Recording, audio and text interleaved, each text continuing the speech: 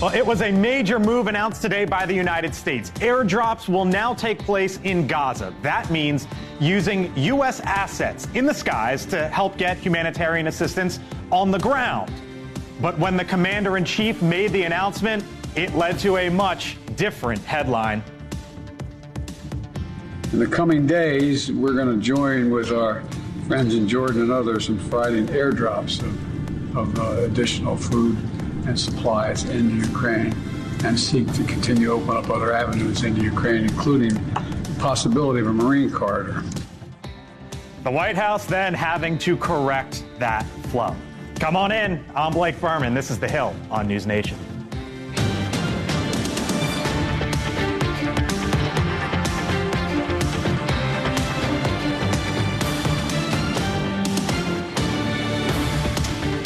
All right, come on in. Happy Friday. Here we are. Here we go. Hanging out with us today, Chris Stirewalt, NewsNation political editor, senior fellow at the American Enterprise Institute. Julia Manchester, national political reporter for The Hill and host of What's America Talking About. Scott Bolden, NewsNation political contributor, former D.C. Democratic Party chairman. Ford O'Connell, former Trump campaign surrogate. Also hanging out with us today. She makes us feel smart. Lauren Wright, Princeton University research scholar. Hello to you all. Hi, Lauren. Happy Friday. Happy Friday. So I think what we saw today sort of sets the scene where we are in the race for the White House. You've got Donald Trump physically in one courtroom for one federal case, his legal team physically in another courtroom for a different legal case that's turned into somewhat of a circus. And then you have the President of the United States making a major policy announcement and the White House having to come back, Chris, and correct the president. Yeah, I mean, the look on, I don't know who that staffer was who was seated in the chair. I think Italian Prime Minister next. Oh, my gosh, that's even worse. Oh, that's even worse. You've got company over at the house, and then you do that. And the fact that her face fell, right? You could just see I know. And this is the thing about narrative. In 1992 and before, George H.W. Bush had been branded a wimp. He was a wimp. George H.W. Bush, who, by the way, got shot down in the South Pacific fighting the Japanese at age 17 and was a serious stud. One of the greatest Americans of all time. But he was branded a wimp. And once the name sticks to you and once the brand sticks to you, everything you do reinforces that. And that's the problem that Biden has as he's trying to run. Or more scrutiny, if you will. Now, listen, misspeaking, and given the legislative issues and political issues regarding Ukraine and Israel funding and what have you, misspeaking on a subject like that is not in and of itself some test of mental acuity. In fact, I'd like to blame the Republicans for screwing him up in his misspeaking because they've linked the two together. But the bottom line is this. He shouldn't be, but I think Chris makes a great point. Once you get labeled something, the media is going to report every time he misspeaks now as some attack on his age or mental acuity. Wait a minute, but mental acuity. Normally, I'd hammer Biden for mental acuity. Now, let's remember, on Tuesday, 100,000 plus voted uncommitted because of his position on the Hamas-Israel war. And on Friday, I'm airdropping into Gaza. This looks a lot like naked political vote buying. No, not really. You know why? Because you also had the crisis of 100 people being killed who were trying to get food. And whether it's Israel's fault or whether they opened fire or not, the bottom line is the pressure to provide relief to these Palestinians, this collateral damage, which is Hamas growing on the U.S. Which Hamas will steal. Well, look, this is the second time we've seen this happen with President Biden, mixing up something when talking about this conflict. If you're a Republican ad maker, you are watching this and you are going to just have to cherry pick these moments and put them together. So, it all happens to us all. But like Chris says, once you're labeled something, it's going to stick. By the way, we haven't even mentioned today that Donald Trump, the former president of the United States, the Republican, essentially de facto, what's the presumptive nominee? There we go. I was losing a word. Soon to be presumptive nominee. Lauren, we haven't even gotten into that today. That's he was exactly in right. one courtroom and his attorneys were in another. One of the points here, one of the points here is that the story of the day should have been more about what would Trump be doing differently in Israel than Biden. And the substantive answer there is very hard to put your finger on. He doesn't have a lot of different ideas besides saying, on my watch, it wouldn't have happened in the first place. But now it's a layup for Trump because he doesn't have to talk about the policy. He can just talk about Biden and bash Biden and say, this guy's not with it. And he's absolutely right. It looks like he's not with it and not able to deal with it. All right, so that's Biden. Real quick on Trump trying to, Scott and Ford, push this trial down the line. The DOJ was making the case today that it doesn't violate the 60-day rule to have, DOJ involvement before an election. Having been on the criminal defense side for a long time, it really doesn't. In fact, it's really not a policy. It's almost like an expectation when that issue comes up. But the interesting part about the Florida case where... You guys hammered Comey, though, for getting involved with Hillary Clinton. That's exactly right. But that wasn't a trial. That was him making some type of prosecutorial decision or non-prosecutorial decision that close to the election, which did make a difference by most experts. The classified documents case is not going to go to trial before the election. Here's why. The Trump legal team is going to argue two things. I can't prepare for trial on time, and by the way, we're now in the midst of a presidential election, and therefore I might have a tainted jury. Trust me, Jack Smith is messed up, and there will be no federal trial of Donald Trump before the election. There's another reason that it may not go, and that other reason simply is that Donald Trump has made the same argument about immunity in this Florida trial, and he's been rejected. Now the Supreme Court has taken this up in April, and it could have an impact or indirect impact on whether the trial goes forward or not. Sounds like 2024 is going fine and dandy. Yeah, it's just get ready for a super fun year, America. It's gonna be just a hootenanny. Elsewhere, meantime, in the state of Georgia today, family and friends gathered at the funeral for Laken Riley, the 22-year-old nursing student who was murdered by an illegal immigrant while she was simply out for a run on campus. The case has put a spotlight on sanctuary cities like Athens, Georgia. Earlier this week, the mayor of that town, for example, was shouted down by his residents. Liar! Liar! Liar! We're here to listen. Liar! You're a liar! We're here to listen. Liar! There'll be time for questions. You are guilty and got blood on your head for this murder, sir. And in New York, the mayor there, Eric Adams, announced this week that he wants to reverse course on sanctuary city policies. I don't believe people who are violent in our city and commit repeated crimes should have the privilege of being in our city.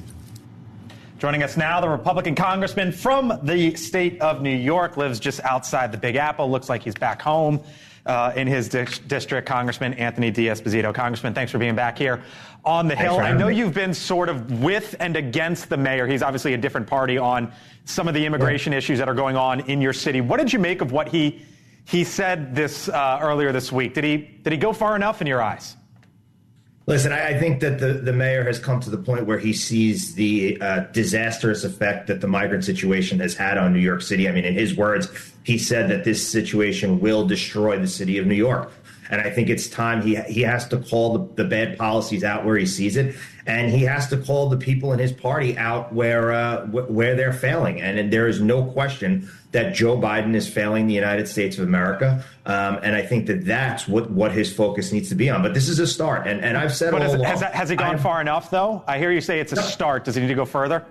Yeah, I think he does. I think he needs to, call Biden out and the administration and Mayorkas out directly and demand change, because the city of New York, it's the Big Apple. People look to the city of New York, and we need to make sure that people keep hearing the story. It's one of the reasons as to why we need to keep talking about the disasters that this is creating. It's one of the reasons why Speaker Johnson and I are inviting the 2 NYPD cops who were attacked in Midtown as our guests to the State of the Union. We want our colleagues to see the disasters that this has caused. There are victims behind these migrants that are coming into these cities and conducting crimes. So if you're inviting them, Congressman, to the State of the Union, I know what you're going to tell me. You're going to say we've passed H.R. 2, which is the Republican border bill. And you'll hear the critics that say you should have passed the Senate bill. The reality is that nothing's gotten done.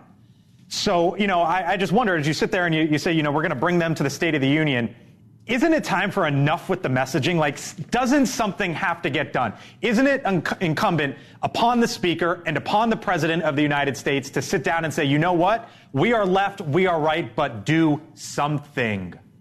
There is no question. I think we've had this conversation already. This is no longer a Democrat-Republican issue. It's not a partisan issue. This is a United States of America issue. And yes, H.R. 2 was passed. It sat in the Senate for however long. Schumer did nothing. They wanted to have a bipartisan package that they didn't even get out of the Senate. I think right now Joe Biden should wake up tomorrow morning and say no more asylum into the United States of America until we get a handle on what's going on. And what should Mike Johnson do? He should encourage the president to do the same, and we should come together and realize that we're going to have differences, but we need to come together and come up with ideas that we can give to the American people, because to just keep saying, no, that's not going to work, we want more, and never get to a situation where we agree is not helping anything. All right, Congressman, we'll leave it there. Congressman Anthony D'Esposito, State of New York. Thank you, sir, as always, for being back here on the Hill. Appreciate it. Stay safe. Yep. Thank you, sir.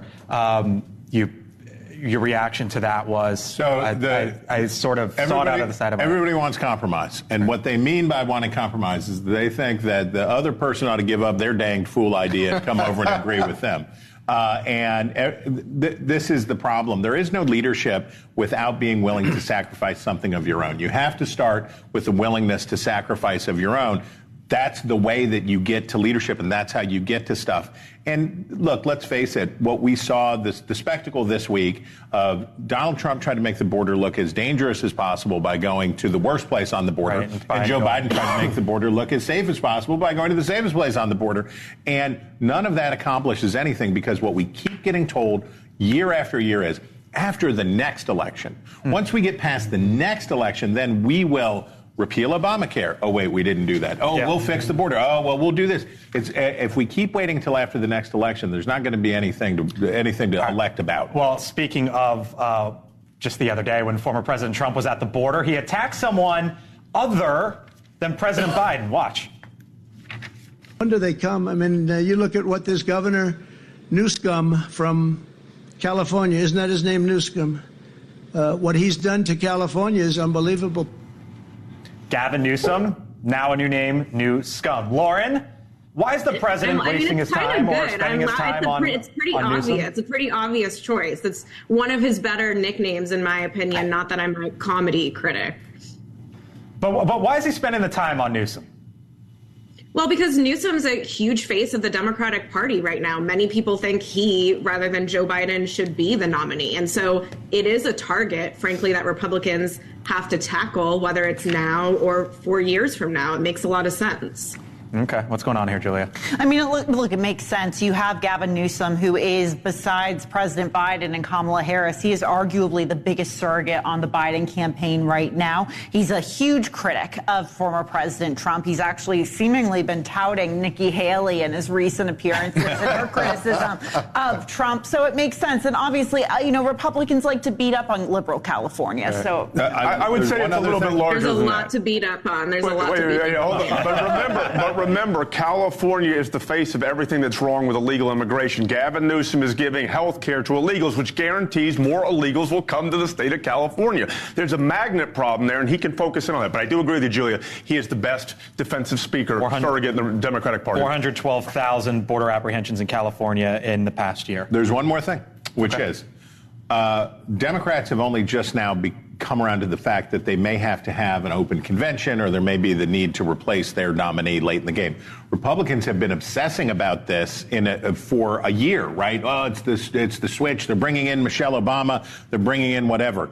I think Republicans believe that they're not going to face Joe Biden in November. They're much more than Democrats are willing to believe. So I bet Donald Trump thinks about Gavin Newsom a lot, because I bet if Gavin Newsom were the Democratic nominee, it would be much, much harder for Donald Trump to win. I just think that Donald Trump just couldn't pronounce his name because of his lack That's good. It's a new one, and as Lauren says, I think it might stick. All right, coming up. Have you ever gotten a $5,000 medical bill for just a quick trip to the doctor? I don't feel good. I need to go to the doctor. Here's a $5,000 bill. It just happened. And you know who it happened to? The former Surgeon General of the United States. So what exactly went on here, and what's he saying about it now? Dr. Jerome Adams joins us here on the Hill, coming up later in the show. And there is a new job opening here in Washington. Is it me? You kind of have a new job. Kind of, right? Like a new role, I guess. Yeah, I don't know. You're making me nervous. I didn't think I could get fired that fast. We're not replacing you. You got a new responsibility on Sunday. We're going to talk about that. He's got a new show on Sunday, don't you know? But Mitch McConnell, and who might replace him? It's going to get wild over there. It's going to get wild and woolly. We'll talk about it. Steyerwalt breaking it down on the other side of the break. Stay with us. You're watching The Hill.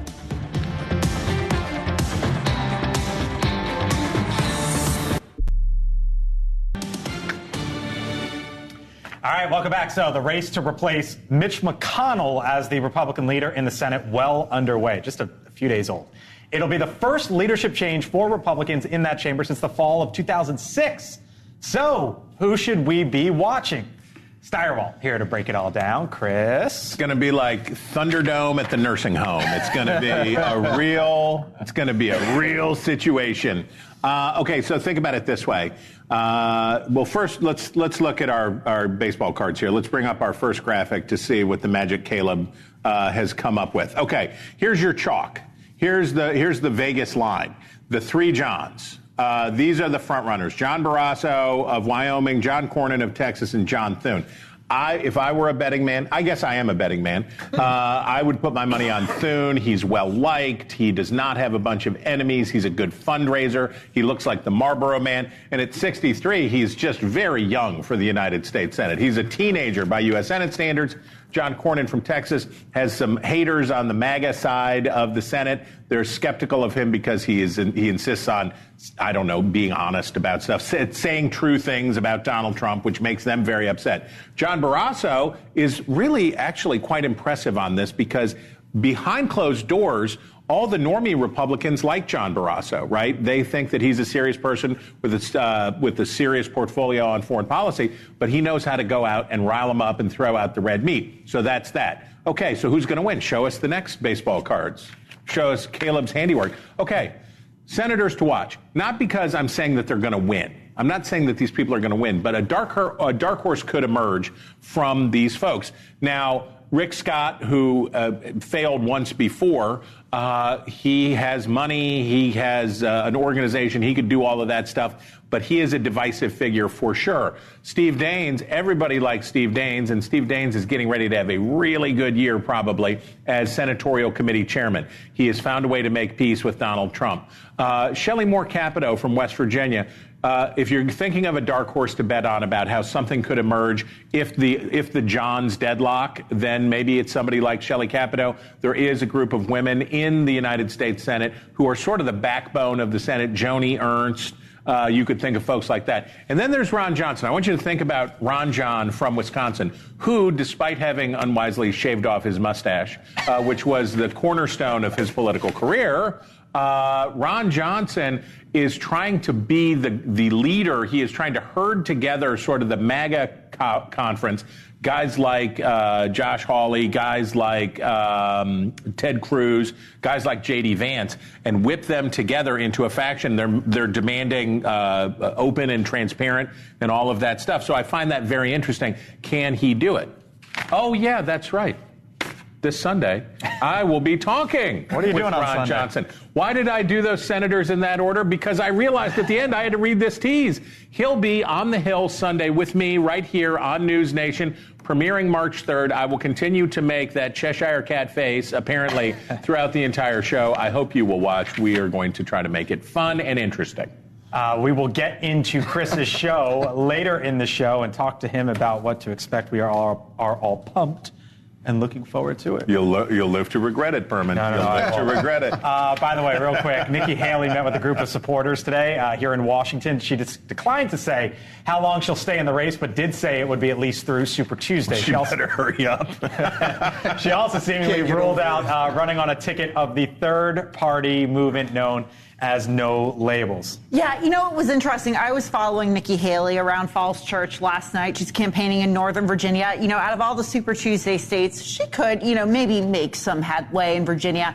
But I asked all of her supporters that I talked to last night, do you think she will win this state? No. I wish, and just very, very interesting. And then I kind of asked him, what's the end game, right, in case something happens to Donald Trump? Yeah, let's go to the professor real quick. Lauren, what leverage, if any, does Nikki Haley have? Well, she'll have a few delegates, and she'll have this argument that Trump has to appeal to moderates and listen to her if he wants to win the general election. And then she has this 2012 from 2008 Mitt Romney path where, frankly, she might just be hoping that people are starting to get to know her. They'll forget about this election next time around, and she'll be the heir apparent. Okay. All right. We'll see. Still to come here on the Hill.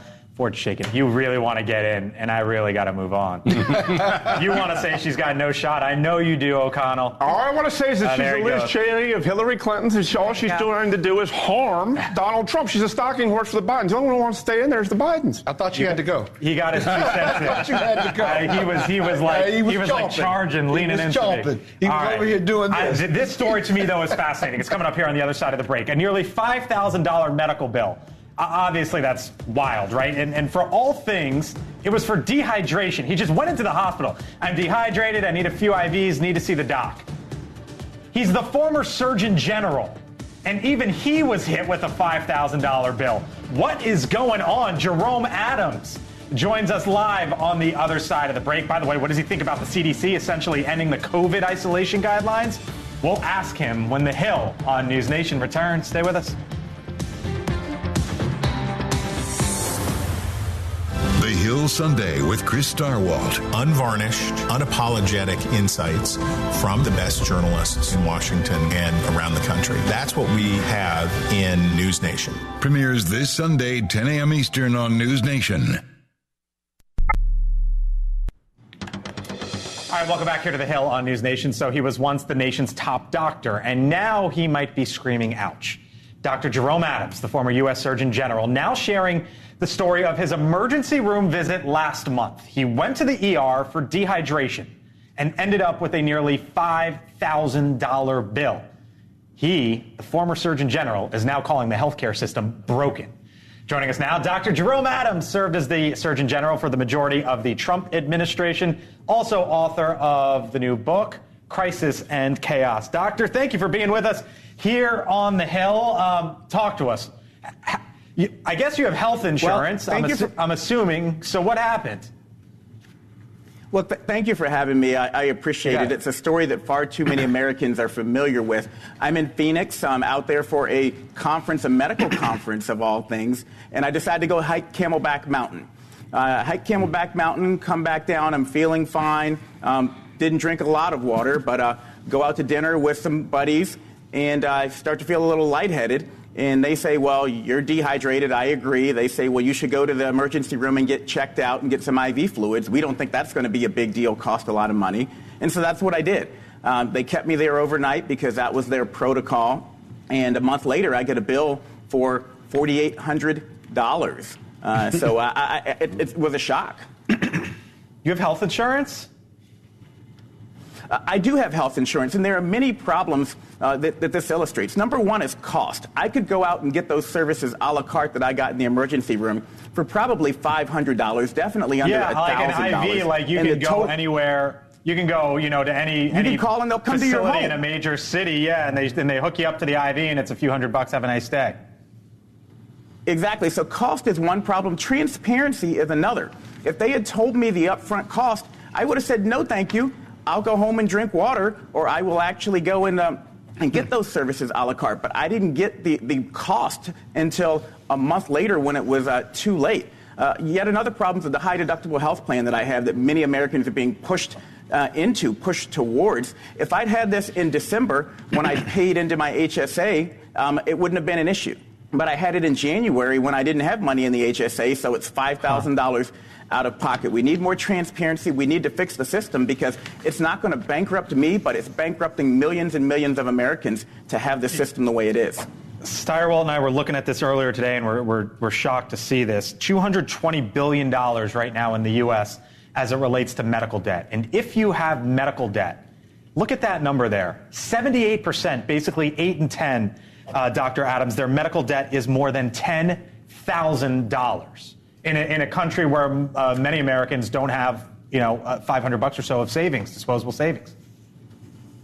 Well, exactly. I tweeted about this because I try to be real and help people understand that even someone with my knowledge and at my income level is struggling. And the tweet is 2 million impressions and growing because Americans resonate with this. They're frustrated. And I hope Congress will take action again on cost, on transparency, and on, again, addressing this fact that people can be hit with a surprise bill and these high deductible health plans earlier. So you were in the Trump administration for the majority of it. Started September of the first year and stayed to the end. I remember, Doctor, before you got there, the big debate among Republicans, the very first thing Donald Trump tried to do, this was his campaign promise, was to repeal and replace Obamacare, and that didn't happen. I know you're calling on Congress to do something about it, but do you feel that your former boss should make this a bigger part of his platform going forward? Well, I feel that whoever is president should make this a bigger part. It's hurting Americans. And at the end of the day, the president can make it a priority, but Congress ultimately has to act. And it's what I talk about a lot actually in my book. It's what crippled us during our COVID response in many ways. Folks didn't have access to what they needed in order to be safe, and that includes affordable health care that actually works. You mentioned COVID. Big news today. Headline from The Hill. CDC ending 5-day COVID isolation guidance. The Center for Disease Control and Prevention no longer recommending Americans stay home from work or school for 5 days after testing positive. A major shift in policy as the country has moved on, much of it from the height of the pandemic. When you saw, I'm sure you knew that this was coming, but I wonder if you believe that it's finally time and that the CDC did the right thing. Well, I've talked to folks at the CDC. They're between a rock and a hard place. Some people want them to stick 100% to the science, and the science says that COVID is still with us, it's still transmissible, but it also tells us that people aren't being hospitalized and aren't dying as much from COVID. At the other extreme, people want the CDC to give practical guidance. Bacon is bad for you. If the CDC said don't eat bacon, they'd completely be closed down by Congress, and they'd be laughed away by folks. So they're trying to thread this needle between what are people actually going to do. They're not testing anymore. I think most Americans would have wanted this many, many months ago. Well, it took a long time because there are individuals who are still being hurt. And I talk about the health equity aspects. Long COVID is now becoming more and more aware of a problem. And this doesn't address long COVID. There are people who are under-vaccinated. There are people who don't have access to Paxlovid. And so we want to make sure we're not forgetting about those individuals, even as we transition to what many people see as a post-pandemic era. Dr. Jerome Adams, we got to leave it there. Have you paid the bill, by the way? I haven't paid it yet. I'm still fighting it. And, okay. Americans should know that you can contest your bill. I don't blame you for doing it. Dr. Jerome Adams, thanks for being with us here on The Hill. Appreciate the time. Hey, thanks. Check out the book. Yep. All right. Meantime, check out this headline, by the way. I don't blame him for pushing the book either. Hey. Obesity, now a greater risk to global health than hunger. A new study finding the number one cause of clinically obese people has now, or number one of clinically obese people, rather, has now passed 1 billion for the first time ever. It also comes as Goldman Sachs is also now projecting that weight loss drugs could boost GDP growth in this country by as much as 1% in the coming years. Mounjaro, I know, Scott, is something that you've been talking about for a while. Yeah, Mounjaro, Ozempic, Wegovy, all of them are on the market if you can get to them. I think they're making it easier to do, but they're miracle drugs for people who struggle with up and down weight loss. The obesity of overeating or eating too much fat or too much sugar. Many people have diabetes, and these drugs work, but they don't work forever. As you know, we've talked about it, that after 6 months, they have to wean you off it. They've got some side effects vis-a-vis your pancreas, or even some, in extreme cases, pancreatic cancer. I know this because I'm under doctor's care. I've lost about 45 pounds in the last 7 months. Thank you very much. As my grandfather would say, if you're lying, keep talking. That's right, exactly. But my challenge will be to keep it off once they wean me off it. But I'm surprised that Goldman Sachs says that, it's going to boost GDP by 1%. I'm surprised it's not more than that. And here's why I say that, because becomes more and more mainstream, whether it's Mounjaro. My mother's on Mounjaro. Ozempic, the better you feel, the better you perform. And I think that there's a psychological aspect to this. Now, over time, may it peter out? Possibly. But I think right now, I think Goldman Sachs is underestimating it. Well, and speaking of it being more mainstream, Oprah recently announced that she stepped off of the board of Weight Watchers. Gosh, for as long as I can remember, she was the face of Weight Watchers because she's on a weight loss drug. So that's pretty telling. This is really good news. You know why it's really good news? Because these are diseases of affluence. And poor people in the United States today live better and are richer and live longer than rich people did 100 years ago. We get to die of much better things now, right? We live longer, and obesity is reflective of the fact that abundant, cheap food. This is a success problem. This is a problem of affluence, and I'm not saying we don't need to deal with it, but we have to remember, in perspective, it's a lot better than 100 years ago when people were still dying of starvation. Lauren Wright, last word. Well, I was just going to say to Ford's point, I think the reason it's not more than 1% is because it's balanced out by the fact that food industry is negatively impacted by this. People are not eating and drinking as much. And so I don't even think we fully know how this is going to impact our economy, but I agree it's a good thing for people. And speaking of all those healthcare costs you just mentioned in the last interview, Blake, obesity is the #1 cause of it. Health debt, health costs. It's a big problem for us. So this is good news for everybody. Lauren Wright, I'll see you here in studio next week for sounds good. I'll see you guys next week. Thank you. Safe travels back on down. Have a good weekend. All right, coming up here on The Hill, did Steyerwalt predict it? Did you? I don't know if I was right. It was about a week ago. This time last week, Steyerwalt said, you know what? Keep an eye on the Alabama Senator Katie Britt. Well, now she is stepping into the spotlight in a major way. We'll explain other side of the break when The Hill on NewsNation returns. And this guy has a Sunday show coming. Karnak says Katie Britt. Are you going to Katie Britt. Are you going to do that segment on the Sunday show? And we need Ed McMahon, but yes, we're going to do it. We're back in a few.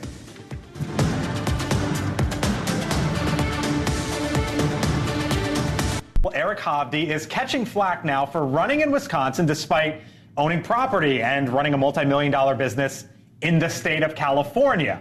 So how do you get rid of some of those doubts? Maybe you just go in head first. Hovde plunged into Madison Lake shirtless to try to prove he was a true Wisconsinite. So the Dems and Senator Baldwin keep saying I'm not from Wisconsin, which is a complete joke. All right, Senator Baldwin, why don't you get out here in this frozen lake and let's really see who's from Wisconsin. Oh, good idea or cringe? Well, so the best part, I don't know if this is the best part, but it was kind of a snappy response. Tammy Baldwin retweeted it with the comment, no, with a heart. Yeah, that's cute. That's pretty good. I'm going to just, as a general rule of political strategy, say, nobody wants to see your back hair. He should have waxed his Chris is right. He should have waxed his back before he took this video. Back hair. Yeah, he's absolutely right. No judgment for people who are... So the political lesson today for the audience watching and listening is... Back waxing. Back waxing. Yeah, and put your clothes on as a president. And who comes up with these ideas in the campaign room? That's why they got consultants, I guess. That probably cost him $50,000. All right, by the way, it was about this time last week here on the show when we were discussing Donald Trump's potential vice presidential picks. Trump, you remember last week, floated the idea of a handful or so different possibilities during an interview, and we were talking about it here on the show, and Chris said, you know what? Maybe another name should be added onto the list. Watch. Senator Katie Boyd Britt from Alabama to be Trump's running mate. That's I think that's I think it would be the right choice for Trump. Katie Britt of Alabama. And Mick went on there to say, I hadn't really considered that, but maybe you have a point. So why do we bring that up? Check this out. Earlier this week, Republicans announced that Katie Britt would be the Republican response to President Biden's State of the Union address. Chris? Somebody must have heard me and decided to take her out of the running by giving her the single worst job in American politics. The response to the State of the Union is just a garbage job. Marco Rubio might be president today if he had not, little Marco had not reached for the water. I think of Sarah Sanders, who has been before every camera and microphone in every situation. Or Bobby for her. Long ago, Bobby Jindal looking like the guide at the Haunted Mansion ride at Disneyland. Nikki Haley. Nikki, it's just impossible because the State of the Union is the best stage in politics. It's all lit up, cheering, it's big, and then inherently, no matter what, they're going to cut to you, and it's going to look small. It's really tough. Is this a VP audition? It is. That's what Katie Britt's thinking, but I agree with Chris here. The problem is that the State of the Union response is littered with dead political carcasses.